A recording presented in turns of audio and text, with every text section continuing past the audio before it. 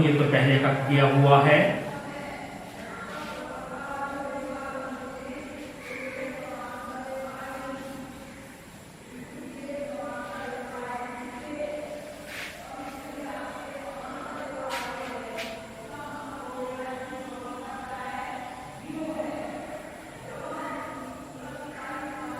Dust और हटा लेते हैं।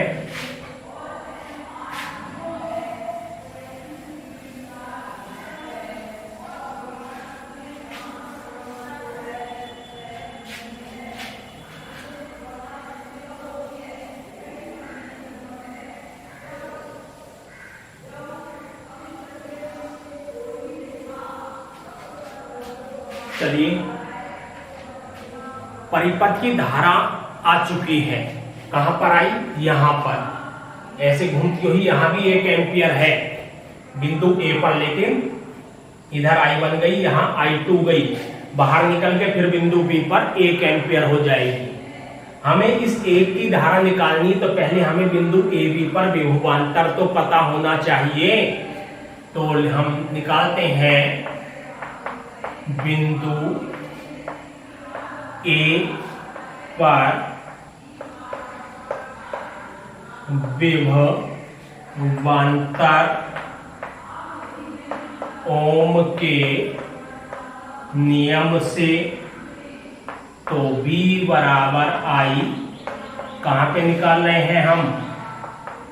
AB पर, इस जगह निकाल रहे हैं ना विभवांतर, तो जो विभवांतर यहां होगा वही यहां होगा दोनों पॉइंटों पर। तो BAB पर हम विभवांतर निकाल लेते हैं। तो BAB बराबर I कौन सी लगाएंगे फिर आप? भाई I यहाँ पे कितनी है? 1 एम्पियर बिंदु A पर, क्योंकि बट्टी का बॉक्स के अंदर जाके अंदर पहुंच नहीं रहे, बाहर के सिरों पर है। तो B पे भी 1 एम्पियर, क्योंकि B भी बाहर आ गया। तो अब RAB, यानी ये जो बॉक्स सरल करके लाए थे वो कितना आ चुकी है? यहीं पे तो काम कर रहे हैं फिलहाल, वो लाए थे हम 2। तो BAB बराबर आ गया 2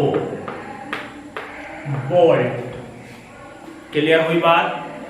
अब 2 वोल्ट तो इस बॉक्स ने ले लिया, 5 वोल्ट टोटल है और उसके श्रेणी क्रम में ये है।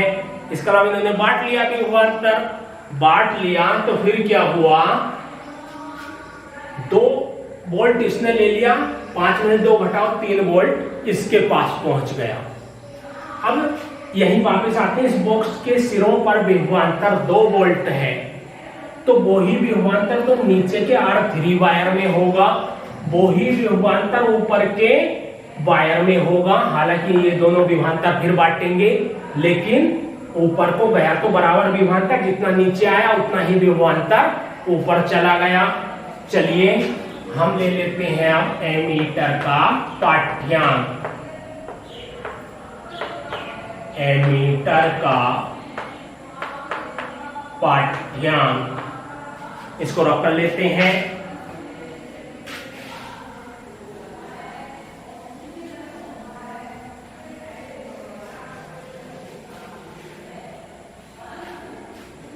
यहां के बाद हमने कहां से शुरू किया था? फिर से यहां से, उसके बाद ये वाला पोर्शन आया, तो मैं इसको भी हटा देता हूं।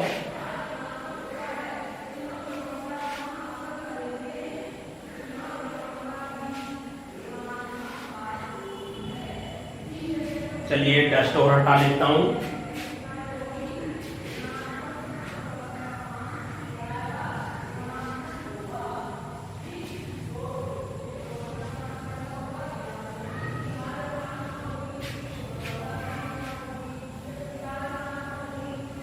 ये जो क्वेश्चन आपके समक्ष इस समय बोर्ड पर चल रहा है, ये आ चुका है यूपी बोर्ड के एग्जाम में, लॉन्ग क्वेश्चन के रूप में आया था।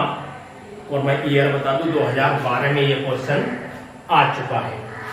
चलिए एमीटर ए का पाठ्यांक किस नियम के तहत निकालें? नियम एक ही तो है, ओम का नियम। किसने दिया था? जॉर्ज साइमन ओम ने हमें दिया था।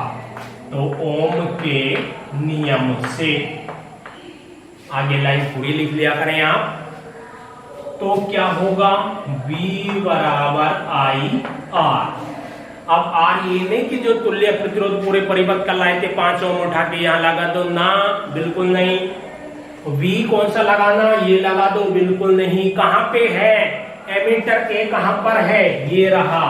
और ये कहां पर ज्वाइंट है, यहां पर A पर और B पर। AB पे विभवांतर कितना लाए हैं, 2। I निकाल रहे हैं। आप कहोगे सर निकाली तो थी पहले 1 एम्पियर, तो उसका जवाब ये बेटा वो परिपथ की धारा निकाली थी, सेल से मिली कितनी, अब यहां पर निकाल रहे हैं तो अलग आएगी रीडिंग। R कितना लगाया जाए, अब धारा यहां आई, यहां से इधर चली गई I1, नीचे आ गई I2, ऊपर I1, दोनों में समान धारा होगी। समान धारा होगी तो कुल प्रतिरोध का मान लगा देते हैं। ये नहीं खाली 3 लगा दो तो भी गलत आ जाएगा आंसर आपका।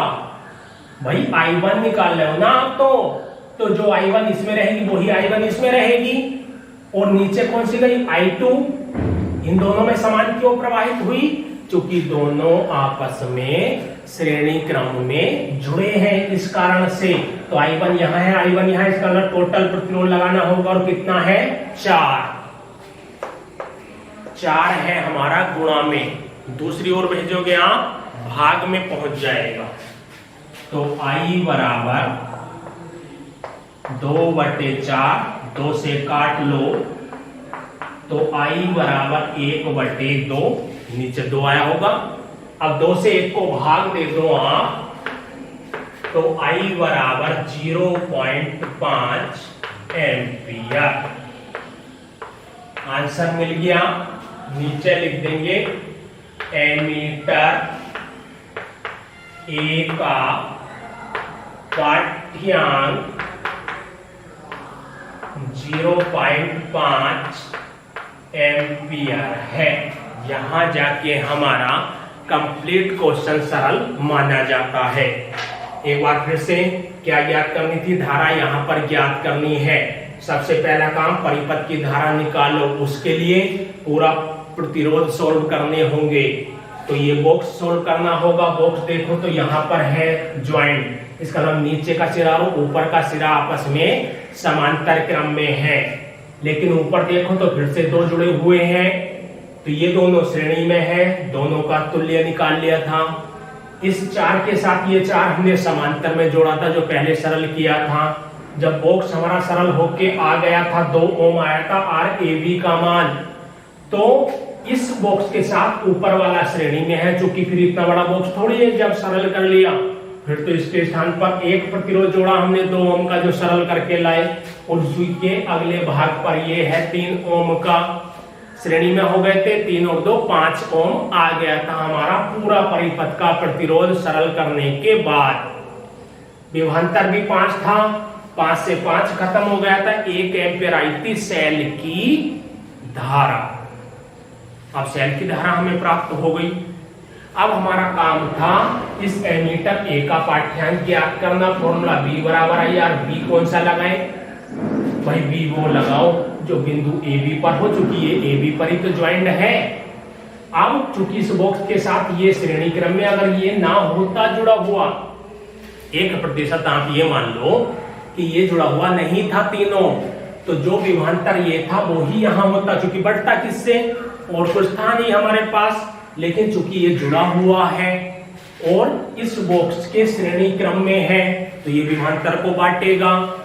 तो अब हमें ये पता करना था कि बिंदु AB पर विभवांतर कितना है।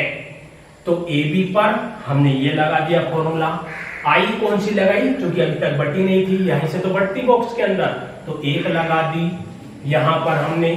और R कितना लगाया हमने, AB पर R पूरा कितना लाए थे सरल कर दिए, नहीं ऊपर वाला लगा दो, AB पे निकालना है ना विभवांतर, तो RAB लाए थे 2 लगा दिया, तो विभवांतर कितना आ गया था हमारा कुल मिलाकर के 2 वोल्ट हम यहां तक लेके आ चुके थे। अब हमें बिंदु AB पर विभवांतर भी मिल गया। अब हम ऊपर धारा निकाल सकते थे, क्योंकि जो विभवांतर नीचे है उतना ही ऊपर है। हमने फिर से फॉर्मूला लगा दिया। अब इसका पाठ्यांक ज्ञात करने के लिए R कौन सा लगाएं भाई, ऊपर का विभवांतर समान नीचे का, लेकिन ऊपर देखो तो यहाँ से जब धारा बढ़ती, यहाँ I एम्पियर अगर मान ली जाए तो ऊपर के वायर में I1, नीचे I2, चूंकि ऊपर का हिस्सा और नीचे का समांतर में है, लेकिन दोनों श्रेणी में है, इसमें भी I1 होगी, इसमें भी I1 धारा प्रवाहित होगी, इसलिए टोटल प्रतिरोध लगाना पड़ेगा। 4 हमने लगाया तो हमें धारा प्राप्त हुई 0.5 एम्पियर। नोट कर लीजिए यहां तक, और इसके बाद अगले लेक्चर में आपसे मुलाकात होगी। यहां तक आप नोट्स कंप्लीट कीजिए।